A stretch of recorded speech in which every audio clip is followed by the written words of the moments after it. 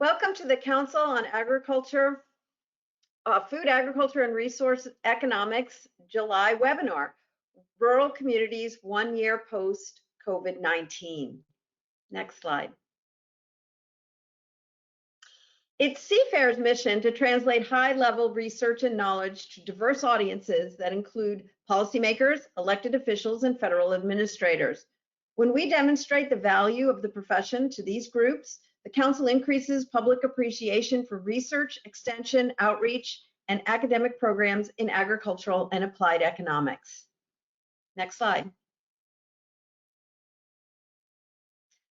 I'd like to start off the panel today by providing some background on the topic. The COVID-19 pandemic has had far-reaching impacts on most sectors of the U.S. economy, and these impacts have been felt unevenly across rural and urban areas. On the one hand, rural areas were already lagging behind their urban counterparts in many sectors, even before the pandemic, including educational attainment, access to healthcare and broadband, and general economic progress. But on the other hand, lower rural population density and greater reliance on personal as opposed to public transportation likely reduced the rural population's exposure to the virus, at least in 2019 and 2020. Current policy proposals by the current federal administration designed to build back better offer the prospect of readdressing past rural investment neglect, as well as the opportunity to take advantage of a renewed interest in rural America brought about by the pandemic. This webinar, as you know, brought to you by CFAIR, is serving as an introduction to a special issue of Choices magazine, co-edited by myself, a CFAIR board member, and chair of the Department of Community Development and Applied Economics and director of the Center for Rural Studies at the University of Vermont, and Stefan Getz, director of the Northeast Regional Center for Rural Development, on behalf of all the regional rural development centers across the United States. Choices is a publication of the Agricultural and Applied Economics Association. The special issue focuses on the impacts of COVID-19 on rural areas 1 year after the pandemic began. There's some evidence that there's been an urban bias in COVID impact research, potentially overlooking 47 million people living in the US. The Choices issue will be released at the end of July and features 8 papers about employment, impact on agriculture, tourism, childcare, banking, healthcare, facilities, and broadband. Next slide. I'd like to introduce you to our panelists. Laura Brown is a community economic development educator with the University of Connecticut Extension and Certified Economic Developer, a CED. Laura's statewide work is focused on asset-based community, regional, and economic development in rural communities. Next slide. Julia Cho is a social science analyst at the Data Analytics Division, Innovation Center, USDA Rural Development. She's currently working on USDA Rural Development's investments in community facilities and water and environmental programs' impact on rural America. Next slide. Elizabeth E. Davis is a professor of applied economics at the University of Minnesota. Dr. Davis conducts research in economics and public policy related to low-income families, childcare and early education, and low-wage and rural labor markets in the United States. Next slide. Brian Whitaker is a professor and Jean and Patsy Neustadt Chair in the Department of Agricultural Economics at Oklahoma State University. Brian's main area of interest is rural economic development, focusing on the role that technology can play. Next slide. As Jane mentioned, I'm Laura Brown, and I'm a community and economic development educator with the University of Connecticut Extension. I use she, her pronouns, and I'm broadcasting to you today from New Haven, Connecticut, which is the territory of the Quinnipiac, Wappinger, and Paugussett tribal nations. So today I'll be exploring the implications of increased rural trail use during the COVID-19 pandemic on health, planning, equity, and inclusivity. And this was part of a collaborative project conducted with my Yukon colleagues Molly Bassick-Smith, Kim Bradley, Stacy Stearns, Anita Morzillo, and Soyen Park, and that was funded by a small grant from the Northeast Regional Center for Rural Development. So thank you to them. Next slide. I'd like to start with a bit of a frame for understanding the roles that trails and other types of outdoor recreational amenities can play for rural communities. So as many of you probably know, in rural places, these amenities help to diversify the local economy, primarily by generating tourism spending. So as you can see here, there are a variety of studies, and I've just posted a few, that document the ways trails impact the local economy in monetary terms. But trails can also play a role impacting other areas, next slide, like health, property valuation, safety, connectivity and access, and community engagement. And these impacts are particularly relevant if the trails are used. And that is what we're exploring in the forthcoming article in Choices. Next slide. So I won't get too much into the weeds here in terms of the data, because you'll see that in our article. But I do want to give a bit of an overview of the Connecticut Trail Census and some of our methodology, because it may be applicable for the areas where you are. So just as a bit of a description of that project, it is a statewide volunteer-based data collection program, primarily on multi-use trails, and these are bike pedestrian trails, and so multi-user trails. We started the program in 2017, and we host an online interactive data portal where communities can download this data for their own use. Local decision makers, trail advocates, planners all use this data. And next slide. The data is collected through infrared counters, and you can see one of those shown here, that collect the number of people literally walking across the trail. And we rely on local volunteers from partner organizations to assist with manual counting of the data and the maintenance of the counters. We also collect user surveys, next slide, and those have been collected through QR codes during the pandemic. That includes questions about why and how trails are used, mode share, demographics, spending, health data, and each year we collect about 1,000 surveys from users on the variety of trails that are part of the project. Next slide. So when we started to review the data that we'd collected in 2020 during the pandemic, it was clear that just a few months in, we were seeing some significant spikes in use across all the trails that were part of the project. And right now we have 21 trails that are part of this program. As we document in the article, this is consistent with trail use increases that we've seen across the country from other sites as well. So this is a trend. And when we look closer at our data, which included characterizing trails by typography, we can see that rural trails in particular experienced much more significant changes in use. So just to quickly take a look at this slide, you'll see the 2018 data is in light gray, 2019 in dark gray, and the red line is the 2020 users compared to previous years. So a significant growth in use. And as you go to the next slide, you can see that differentiation between rural and urban use. So we're going to unpack that a little bit. Next slide, please. So why? Of course, we want to know why this is happening and what are the implications for our communities. Well, we do know from the National Recreation and Parks Association that when more than 50% of sports facilities and playgrounds were closed during kind of the peak of the pandemic, when there were lots of closures in spring 2020, over 90% of trails were open nationally. And trails and local parks have been the most universally open outdoor recreational resources throughout the pandemic. Next slide. Based on what we learned from the census, we also know that existing trail users are using the trail more. So again, this is Connecticut data. And 16% of our users were completely new to trails. These are also users that are coming from outside the community. So 87% of those new trail users reported living outside of the zip code where that trail was. So we're seeing a lot more people coming into our rural communities where those trails are located. Next slide. So what does this mean? Well, we'll talk a little bit about the implications. Of course, the key is going to be to understand if this trend is something that sticks, that actually creates behavior change in the long term, if it changes lifestyles. We're certainly seeing changes in housing and with lots of shifting of jobs in the workforce. That's still to be determined. But of course, there is a lot of literature already that documents the positive benefits of activity in green space on physical and mental health. And access to safe walking areas has been identified as one of the Surgeon General's recommendations for improving public health.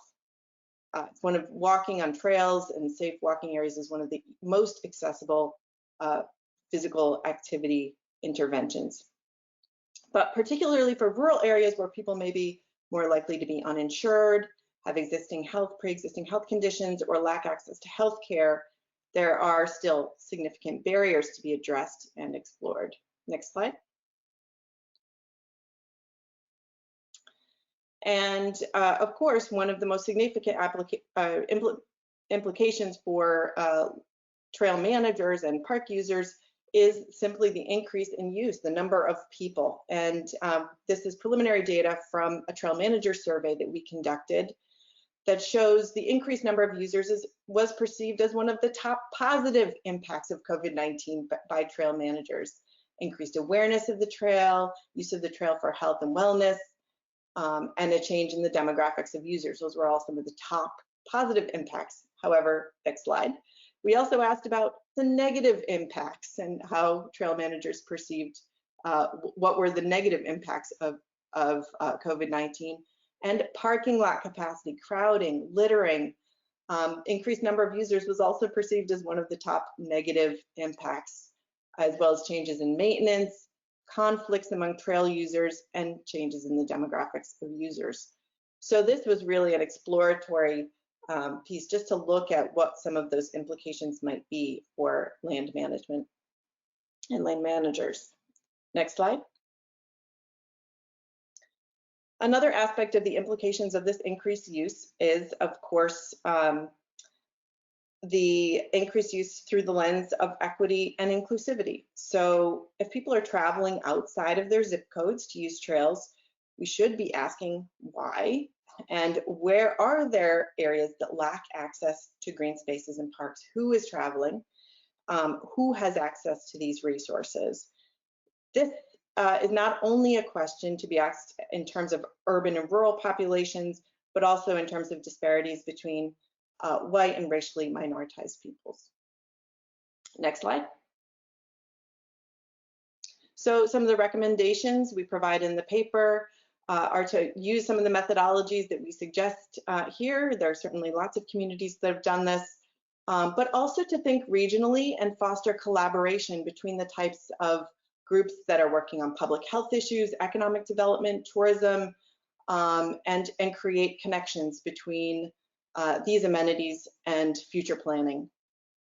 Next slide.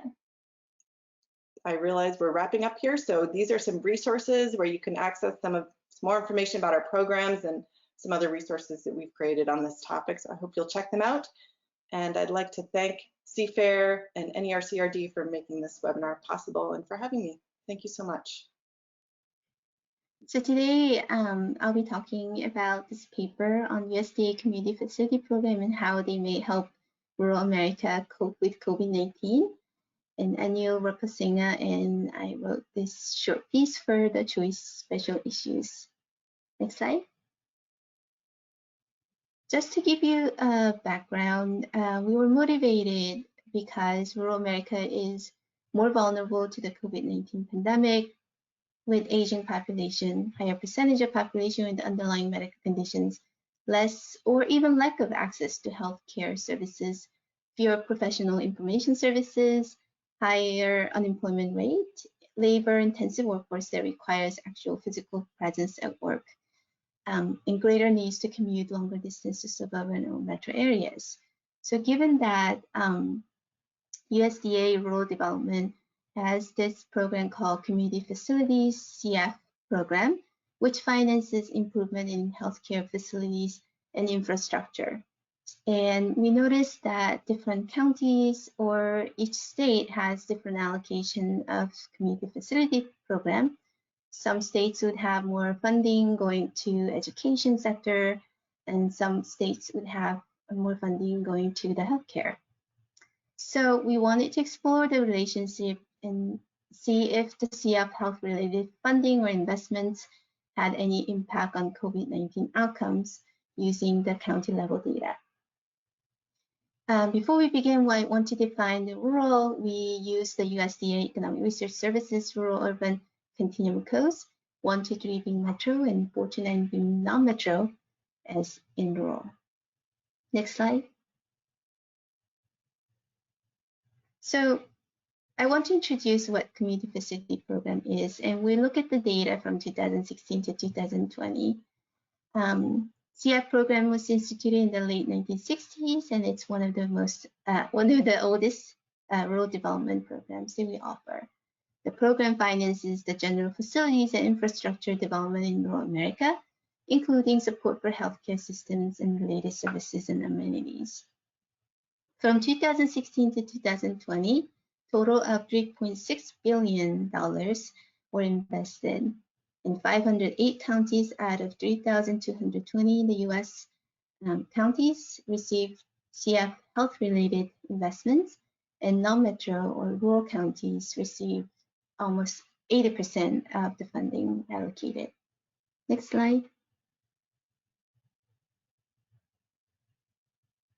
So this is the general map of showing where the investments are. And if you look at all the counties that received the CF health funding, they're uniformly distributed, fairly distributed. Next slide.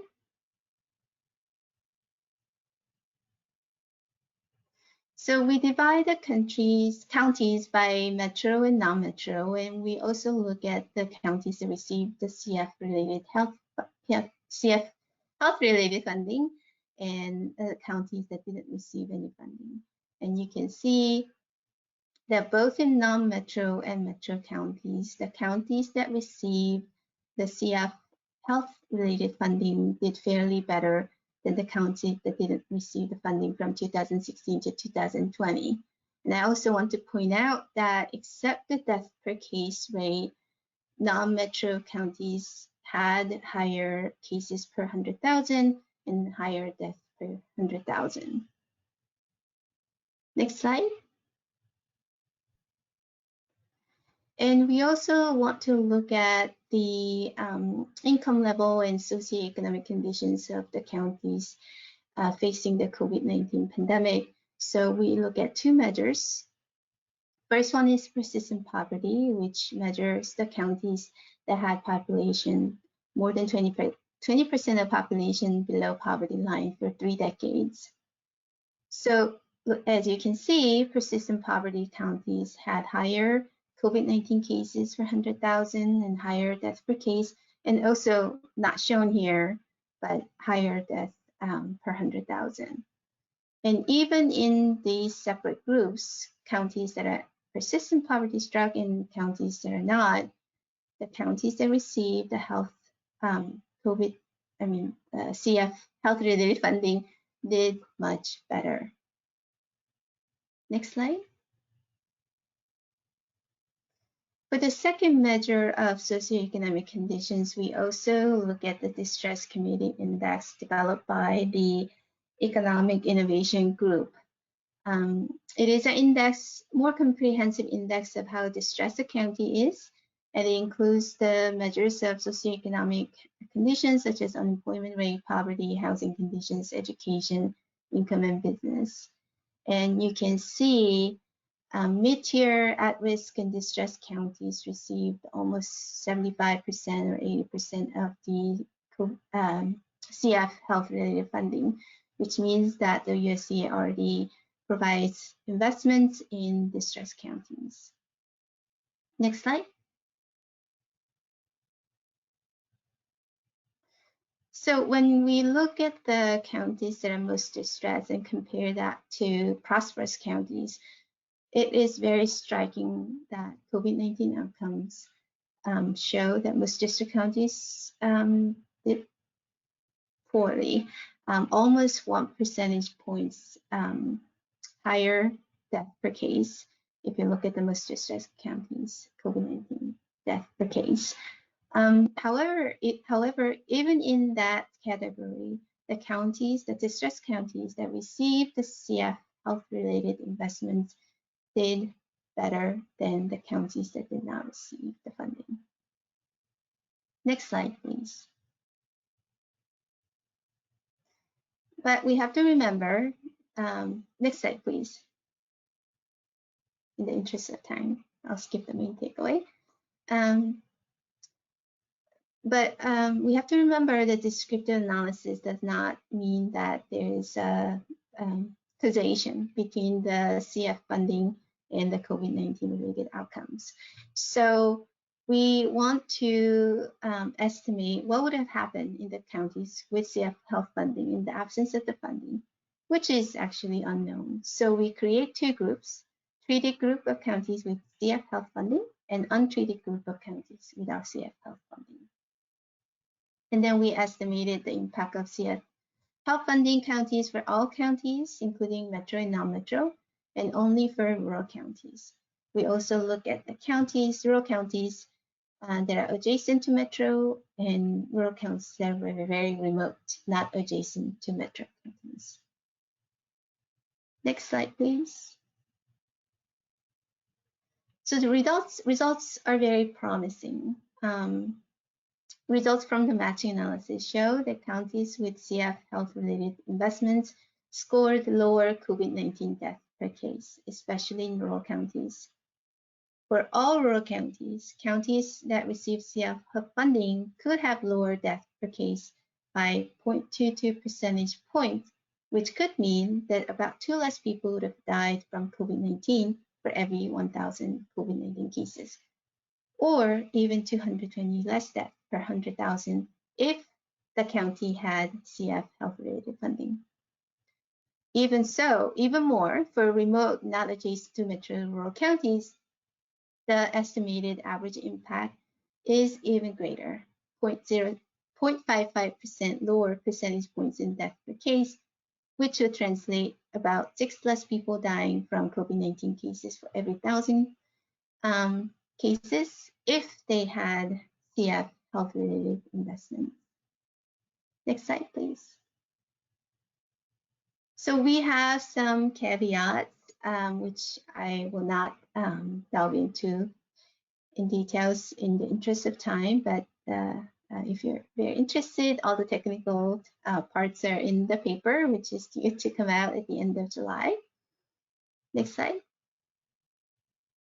And I want to thanks everyone for joining me, and I want to thank CFAIR and Choices article editors.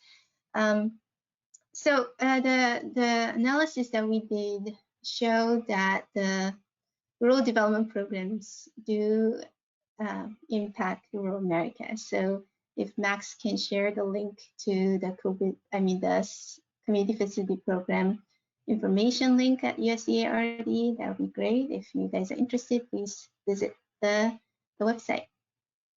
Thanks, everyone. So my plan is to cover 3 things. First, I want to briefly describe the story of childcare during the pandemic. It was widely covered in the media, so most of you may be already sort of familiar with what happened. And then I want to describe the response in Minnesota to the early effects of the effects of the early pandemic on the childcare sector, and our research with regards to the impacts on the childcare providers of government provision of financial supports. And then third, I'm going to conclude by talking about the childcare challenges faced by rural communities before the pandemic, and some thoughts as to whether these are likely to worsen as a result of the pandemic, even after it's over. Next slide, please. So the headlines from September and October 2020 were pretty grim. The childcare sector is going to be destroyed. The industry is on the edge. And looking at the data, these concerns were not just hyperbole. So on the next slide, you see the decline in employment in the child daycare services industry. That's what the Bureau of Labor Statistics calls it. And employment dropped almost 200% between December 2019 and December 2020. And that maybe is not too surprising. A lot of service industries, services that had to be provided in person suffered big employment losses. And the next slide shows another way of looking at the data. This is the percentage of childcare facilities that were closed early in the pandemic between April and June 2020 by state. So by childcare facilities, I mean both childcare centers, often called daycare centers, and family childcare providers. These are women, almost all women, who run small businesses in their homes to take care of other people's children. And in most states, family childcare providers are licensed and have restrictions on the number of children they can care for at any one time. So we see a lot of variety around the country in terms of the percentage of childcare facilities that closed early in the pandemic. In a few states, nearly all or all of the childcare facilities were closed. Some governors closed both schools and childcare providers. And in other states, childcare providers were able to stay open at different levels. In Minnesota, the governor asked childcare providers to stay open to provide care for the children of essential workers. And the state quickly put into place some financial supports for providers who stayed open to help them cover the costs of cleaning supplies, personal protective equipment, and to cover the fact that their revenues fell as some families unenrolled their children, and in other places they had to reduce the number of children they could care for because of restrictions on group sizes and social distancing. So these financial supports were called the Peacetime Emergency Child Care Grants, and they were distributed from providers between April and June of 2020. And as part of our research partnership between the University of Minnesota, Child Trends, and the Minnesota Department of Human Services, we conducted a survey of the applicants to ask them about their experiences with the pandemic, their financial situation, and the effects of the grants. Next slide, please.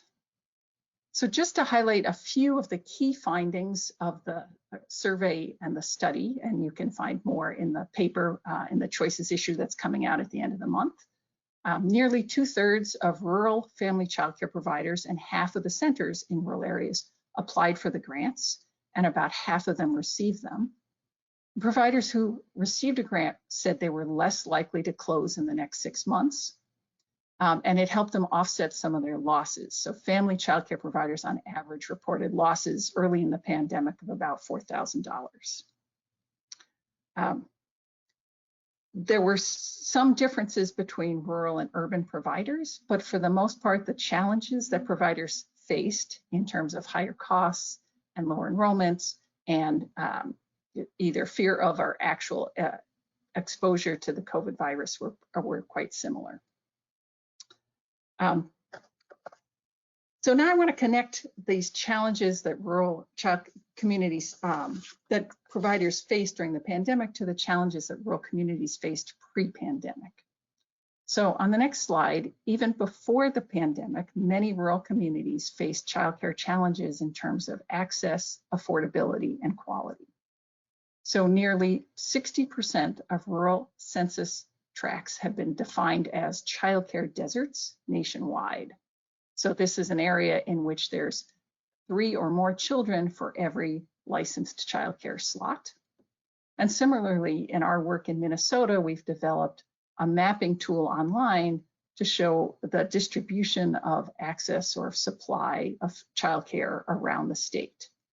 So you can see from the map that there's a lot of variation, both in rural and urban areas, in the availability or access to childcare around the state. And this is adjusted for the number of children living in the area.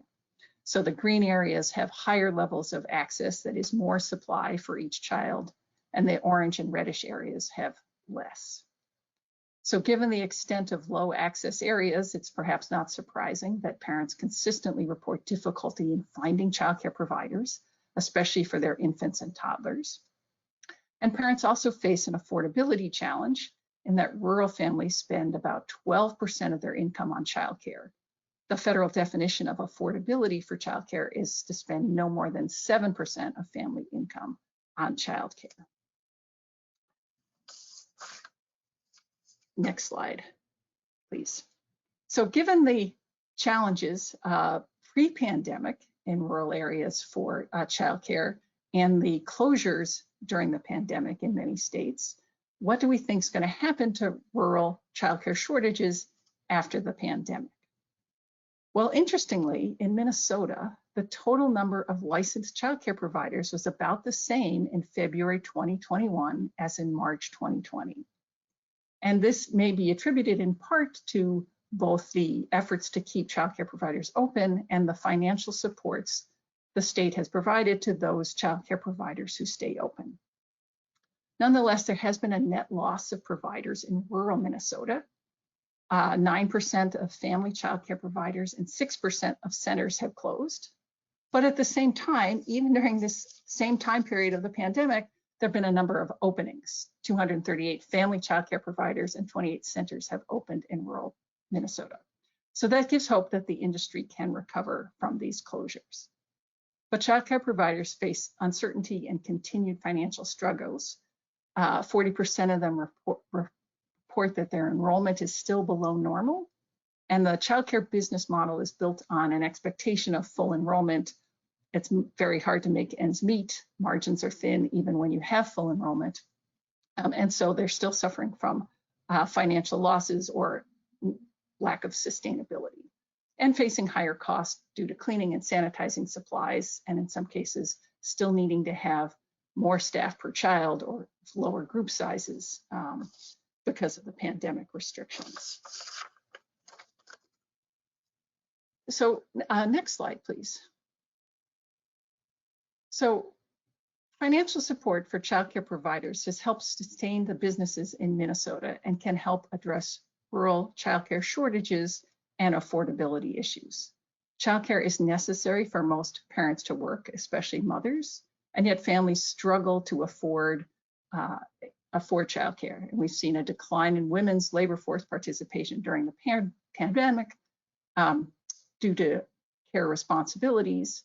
And we also see employers struggling to find workers.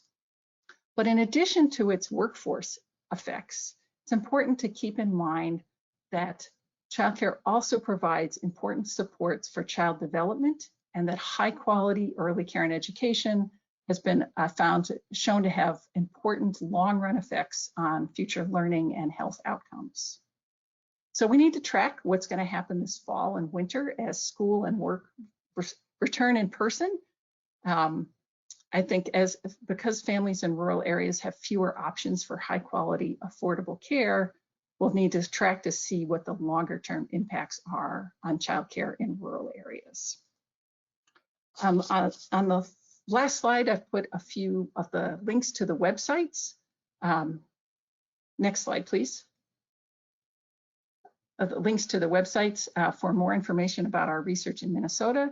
And I want to acknowledge and thank our funders for this, supporting this research, and thank CFAIR for organizing this webinar. I'm going to talk about COVID-19 and rural broadband. I do quite a bit of work on broadband and what it means for rural communities. And I probably don't have to convince anyone on this call of how important broadband is. Probably some of you are still working from home at this point. I'm sure we've all seen headlines about the problems that rural areas have had in getting students connected, in providing service to people that simply can't have a connection when they need one. And so this is what my paper is going to talk about. So really, well, let's go to the next slide, please. So again, you guys can see there at the top right corner, most people in the US use broadband for a whole lot of things every day. So anything from applying for a job, paying your bills, connecting with friends and family on Facebook, you know, filing taxes or binge watching. That's certainly part of today's society. And it really has been made crystal clear by COVID-19 how disadvantaged you are if you do not have a connection. And so you can see some of the headlines that have popped up there. COVID-19 has widened the homework gap. I'll be talking a little bit more about that here in a second. Telehealth is an important issue during COVID-19, also gonna bring into that. And there's certainly a lot of legislation going on and federal interest in providing rural broadband, and we'll talk quite a bit about that as we move forward during this paper. And then you do see a survey there that was conducted by Pew Internet, and so basically more than half of adults say the internet was essential during the outbreak, and almost 90% say it's at least important. So people generally realize how important broadband is, and so this paper is going to try to look at the rural broadband gap and talk about some of the policies that were passed and their impact on rural areas during the pandemic. Next slide, please. So you can see there at the top right, for those of you that remember the before broadband, we had these lovely 56K modems, and those are not quite what we define broadband as today. And so there is a lot of research out there supporting the idea that yes, broadband does matter for rural areas, including some of mine. We've got a host of papers out there showing it does matter for things like income, job creation, entrepreneurship, housing values, connecting with friends and family. So it is pretty clear in the existing literature that yes, broadband is an important part of rural America. And those places without it are in fact lagging behind in a lot of these measures. And so what this paper has tried to do is, first of all, we're going to look at the rural and urban differences in broadband access and adoption even before COVID-19 hit. We're going to talk briefly about some of the broadband related legislation that was passed and how it is a step forward from prior efforts at rural broadband.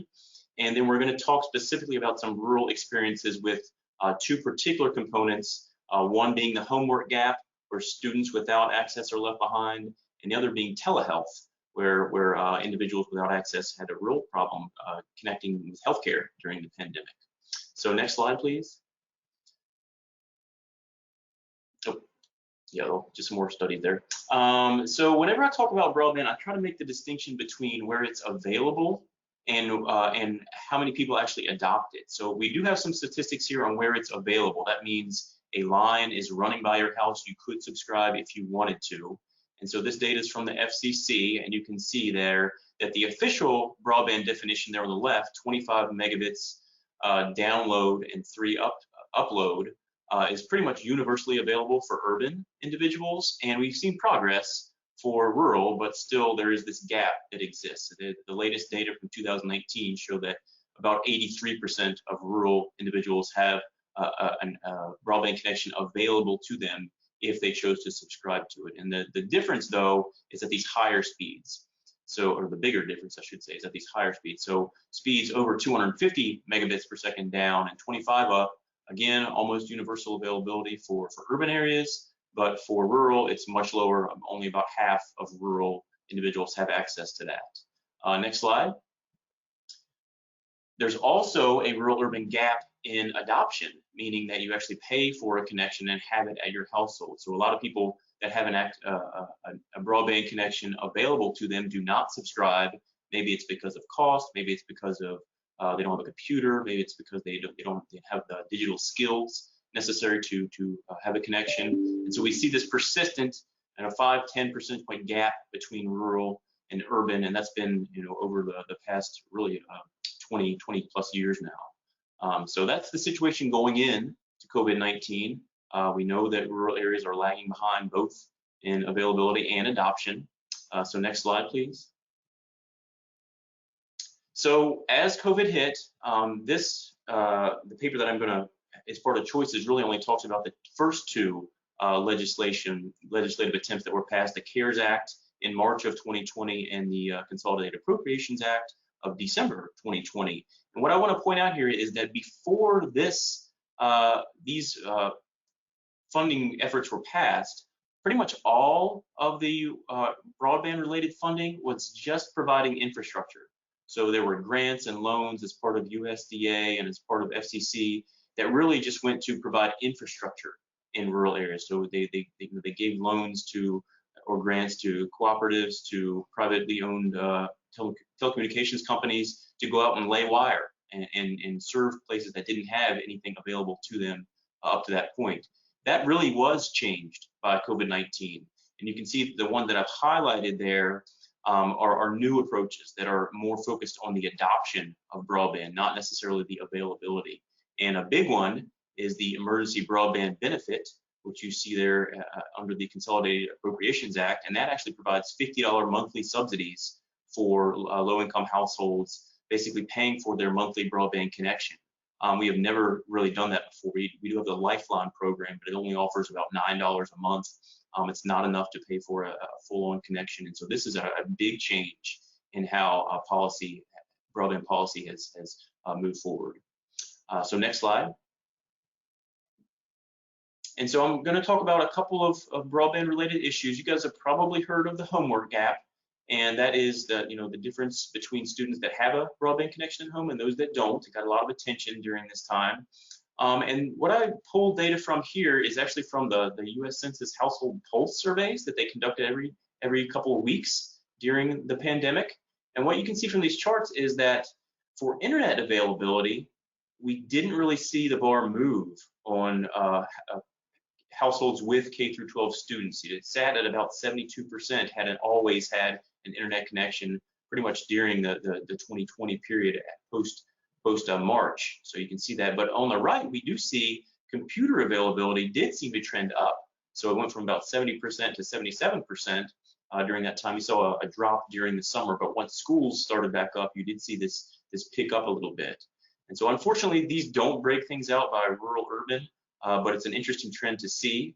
And so this next slide that I'm going to show is really going to talk about that.